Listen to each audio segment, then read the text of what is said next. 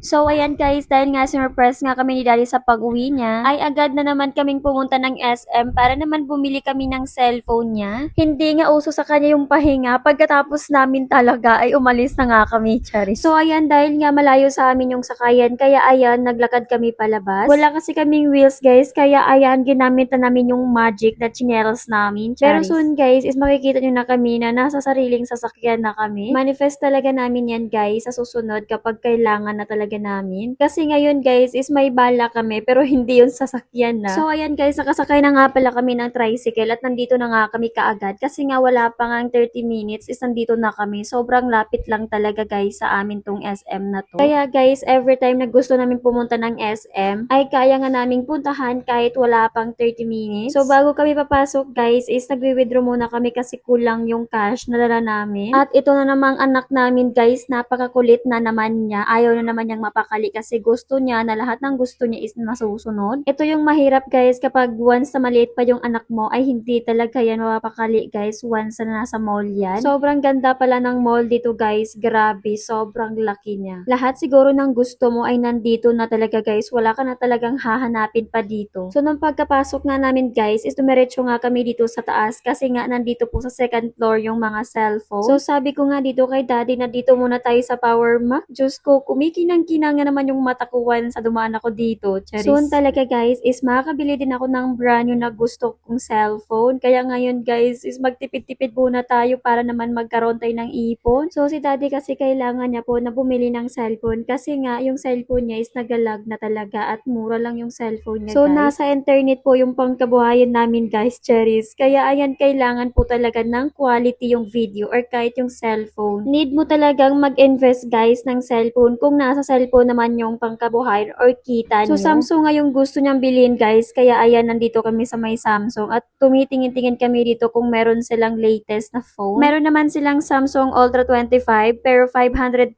gigabytes lang. Wala po silang 1 terabyte kasi yung pinaka main talaga nila guys is nasa Iloilo daw. Kaya ayan, eto na po 512 gigabytes na lang po yung binili namin. Kaya ito na po talaga yung napagdesisyonan niya na 512 gigabytes na lang po yung bili niya. Kaysa naman pupunta pa ng Iloilo, napakalayo nun guys. Diyos ko naman. So ayan guys, hindi pa nga kami tapos dito bumili ng cellphone. Si Iyo naman ay hindi na naman siya mapakali at nagmaoy na nga siya dito. Gusto na naman niyang umalis guys. Ayaw niya yung nasa isang sulok lang siya. Gusto niya lumabas ng lumabas at gumala ng gumala. Diyos ko naman, tapos sobrang bigat pa. Hindi na nga ako nakatiis guys sa sobrang pagod. Kaya ayan, pinapanood ko na naman siya ng Cocomelon kahit nasa labas kami. So after 100 years guys, natapos din kami doon sa may cellphone. Kaya ayan, dumiretso na kami dito sa may Jollibee kasi sobrang gutom na talaga ako. Ikaw ba naman sobrang tagal, hindi ka ba magugutom niyan? At mas lalo nga akong nagutom guys nung nakita ko po yung nag-serve sa amin ng pagkain. Guys, grabe, napaka-pogi niya. Ang sarap, Charis. Ang sarap ng pagkain. Wala na po talagang mas ikakasarap niyan guys. Promise, Charis. Kuya, patikim nga ng pagkain mo. Ang swerte naman talaga ng pinapakain. Ang swerte naman talaga ng pinapakain yan guys. Tingnan nyo naman ang mukha